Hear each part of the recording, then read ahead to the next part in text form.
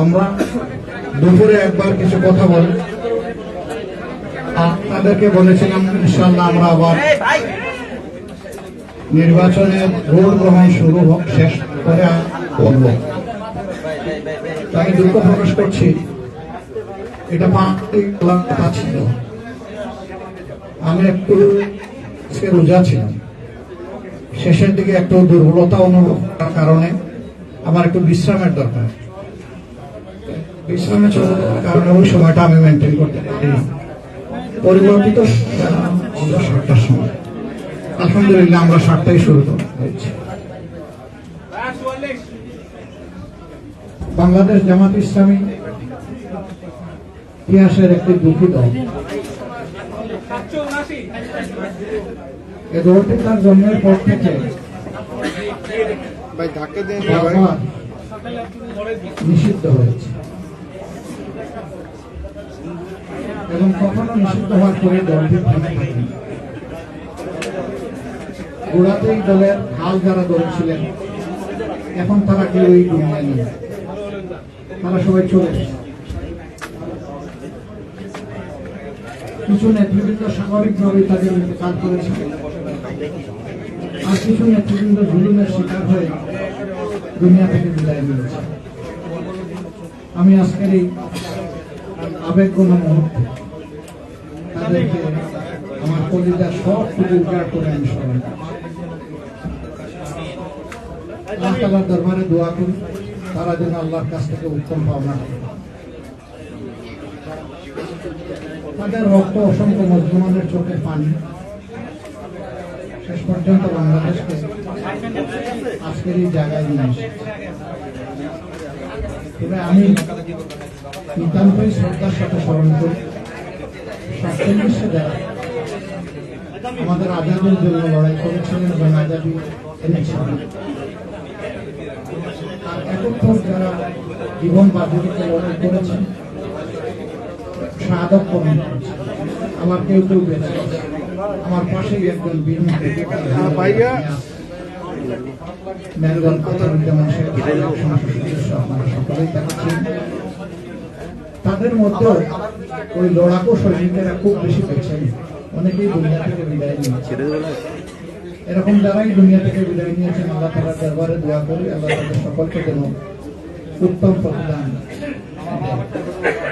আর যারা বেঁচে আছেন তারা যেন জাতির খেদমতে কতটুকু উজাড় করে দিতে পারে। ইতিমধ্যে আপনারা হয়তো কিছুটা অনুভব করেছেন, সারা দেশে নির্বাচনের প্রাথমিক ফলাফল আসতে শুরু করেছে। আমাদের ধারণা রাখা পর্যন্ত হয়তোবা এটা একটা শেপ নিতে পারে।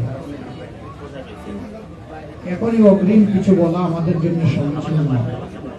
দুপুরে অনেকে প্রশ্ন করেছিলেন যে আপনারা কতটা আসন প্রত্যাশা করেন। আমরা বলেছিলাম মহান আল্লাহর উপর আমাদের ভরসা, জনগণের উপরে আমাদের আস্থা আছে এবং আমরা আশা করি জনগণ সঠিক সিদ্ধান্তই ব্যালটের মাধ্যমে জানাবেন। প্রাথমিক যে ফলাফল আসতে শুরু করেছে তাতে সেরকম একটা আভাস পাওয়া যাচ্ছে, কিন্তু এটাকে নিশ্চয়তা দেওয়া যাবে না। আমাদেরকে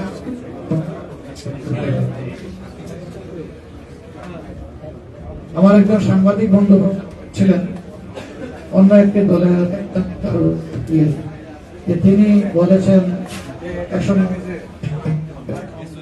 আমি তো নির্বাচন কেবল চলছে, এখনো ভোট গ্রহণ শেষ হয়নি। এই সময় যদি আমরা এই ধরনের কোনো কথা বলি, এটা আমাদের সম্মানিত ভোটারদের প্রতি সুবিচার হয় না।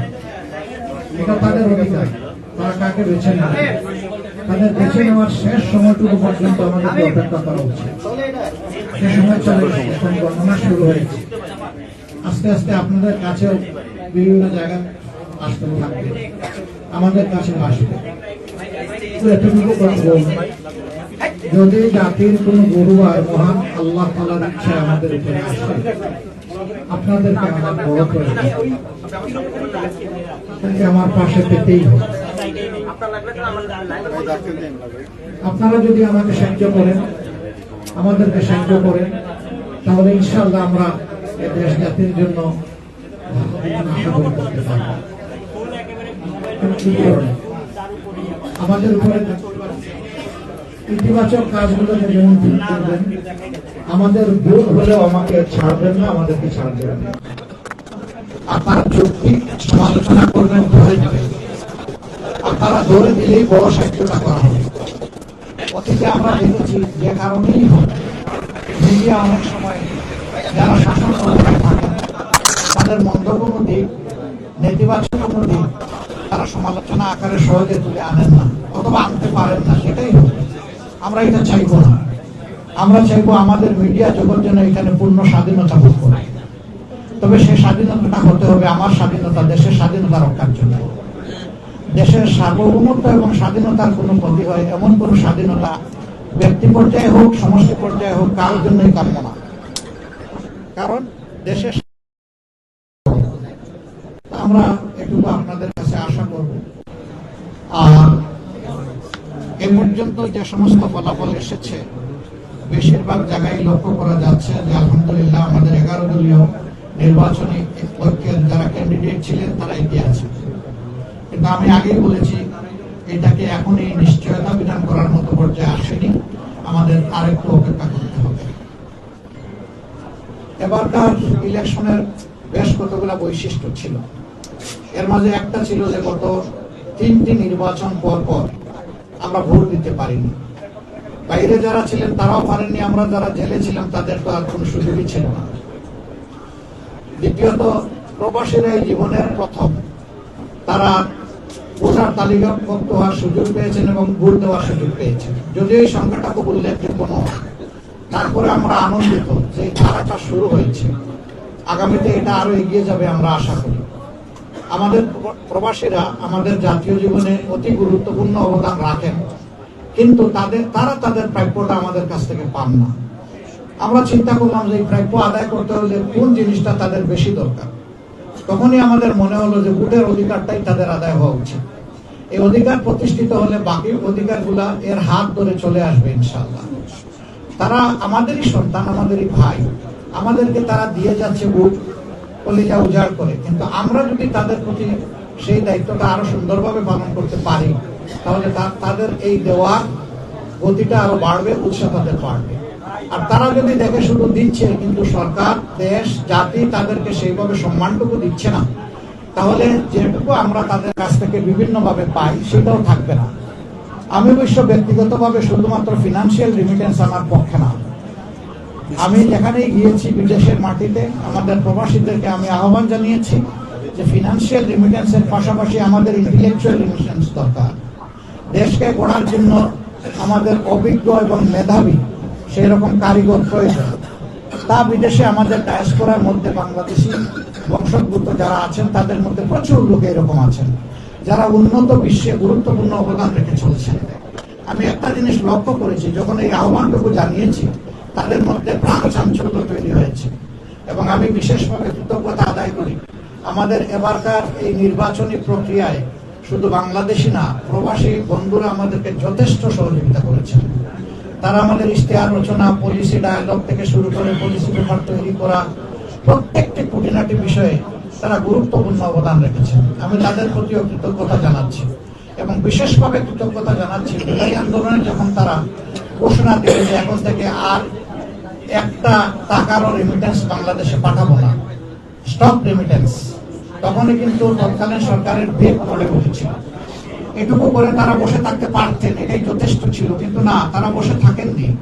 বহু দেশে নিষেধাজ্ঞা উপেক্ষা করে, নিষেধাজ্ঞা ছিল সেটাকে অমান্য করে তারা রাস্তায় নেমেছেন, তারা আন্দোলন করেছেন, তারা মিছিল করেছেন, স্লোগান তুলেছেন স্বৈর শাসনের পতনের জন্য। যার কারণে শুধু ইউনাইটেড আরব এমিরাতসেই 237 জন মানুষকে বন্দী করে তাদেরকে শাস্তি দেওয়া হয়েছে। ক্রমান্বয়ে তারা মুক্তি পেয়েছেন দীর্ঘদিন পরে, কেউ কেউ জেলের ভিতরে মারাও গিয়েছে। এরকম তারা ইন্তেকাল করেছেন, আমি তাদেরকে আলাদাভাবে শ্রদ্ধার সাথে স্মরণ করছি এবং তাদের তামাম খেদমতকে, অবদানকে, ভূমিকাকে আমি আবারও স্বীকৃতি দিয়ে বলছি। আমি স্বীকৃতি না দিলেও তারা গর্বিত, দিলে আরো বেশি গর্বিত। এটা আমাদের দায়িত্ব তাদেরকে স্বীকৃতি দেওয়া। আমরা স্বীকৃতি শুধু দিয়ে বসে থাকবো না, ইনশাআল্লাহ তাদের স্থায়ী স্বীকৃতির জন্য কি করা যায় সেটা নিয়ে ভাববো। জামাত এটাও ভাবছে যে ভবিষ্যতের সুযোগ আসলে ইনশাআল্লাহ তারা যে হারে বিদেশে অবস্থান করলে যে সংখ্যায়, সেই হারে তাদের জন্য কমফোর্টেবল জায়গা আমাদের সরকারে তৈরি করে দেওয়া হবে আমাদের নৈতিক দায়িত্ব। তখন তাদের অংশীদারিত্বটা আরো বেড়ে যাবে আমাদের এই দেশের। আমরা সেই বিষয়গুলোকেও চিন্তায় রেখেছি। যথাসময়ে আল্লাহ যেন আমাদেরকে সুযোগ দেন এবং বাস্তবায়ন করার তৌফিক দান করেন। আজকের এই মুহূর্তে আমি আসলে কৃতজ্ঞতা আদায় না করে পারি না, করতেই হবে। জুলাই যুদ্ধে যে মায়েরা, যে মেয়েরা রাস্তায় নেমেছিলেন জীবনের ঝুঁকি নিয়ে, ইজ্জতের ঝুঁকি নিয়ে, পুরুষদের কোন ইজ্জতের ঝুঁকি ছিল না, শুধু জীবনের ঝুঁকি ছিল, কিন্তু মায়েরা ইজ্জত এবং জীবনের ঝুঁকি নিয়ে তারা রাস্তায় নেমেছিলেন। আমি আমার এই মা বোনদের, মেয়েদের প্রতি গভীরভাবে কৃতজ্ঞতা জানাচ্ছি এবং আমরা চেষ্টা করব